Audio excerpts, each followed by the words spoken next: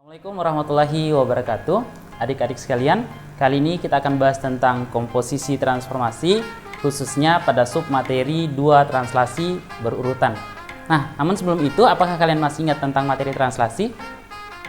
Baik, kalau tidak ingat, mari kita kembali mengingat materi translasi sebelumnya.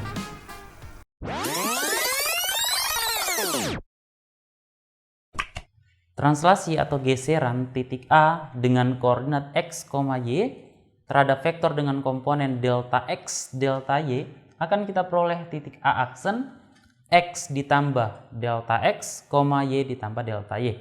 Sebagai contoh kita lihat titik A dengan koordinat 2, 3 jika kita translasikan dengan vektor komponen 42 akan kita peroleh A aksen 6,5 sesuai dengan rumus di atas tadi, yakni 2 tambah 4, 3 tambah 2. Atau contoh yang lain, misalkan kita mengambil titik A negatif 1,1 ditranslasikan terhadap vektor 42 akan kita peroleh A aksen 3,3.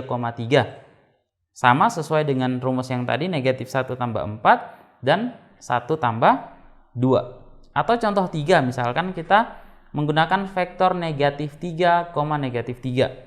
Maka A aksen yang diperoleh untuk titik A-nya negatif 1,1 yakni negatif 4, negatif 2. Yang diperoleh dari negatif 1 tambah negatif 3 dan 1 ditambah negatif 3. Baik, itu tadi materi tentang translasi. Nah, saat ini kita akan bahas tentang 2 translasi berurutan. Jadi suatu objek semisal titik atau kurva yang berbentuk garis, parabola ataupun lingkaran akan mendapatkan translasi sebanyak 2 kali. Misal T1 dengan komponen vektor AB dan T2 dengan komponen vektor CD. Nah, untuk menyelesaikan permasalahan ini kita akan selesaikan satu persatu. Yang pertama, untuk titik A, misal kita ambil titik A x, y, kita translasikan terhadap vektor T1 dengan komponen AB akan kita peroleh A aksen dengan koordinat X tambah A, Y tambah B. Setelah itu, titik A aksen tadi kita lanjutkan dengan translasi yang kedua dengan komponen vektor CD akan kita peroleh A double aksen dengan koordinat X tambah A tambah C, Y ditambah dengan B ditambah dengan D. Atau kita bisa menyelesaikan permasalahan ini dengan terlebih dahulu menyelesaikan komponen vektor T2, T1-nya. Jadi T2 dan T1 kita komposisikan terlebih dahulu. Akan kita peroleh T2 komposisi T1 sama dengan A ditambah C. Yang kedua B tambah D. Nah, di sini titik A, X, Y tadi akan kita translasikan oleh vektor yang baru, yakni vektor T dengan komponen A tambah C, B tambah D. Nah, dengan ini kita akan memperoleh A double aksen sama seperti tadi, yakni A double aksen dengan koordinat X ditambah A tambah C, Y ditambah B ditambah dengan D. Baik, untuk lebih jelasnya kita akan membahas beberapa contoh. Untuk yang pertama, perhatikan di sini kita mempunyai titik A negatif 9,5 yang akan ditranslasikan dengan 2 translasi berurutan. Yang pertama, oleh T1 dengan komponen negatif 3, negatif 1, kemudian dilanjutkan dengan T2 dengan komponen 8, negatif 4. Nah, untuk menyelesaikan permasalahan ini, seperti yang saya bilang tadi, kita bisa menyelesaikan dengan 2 cara. Untuk yang pertama, kita selesaikan satu persatu.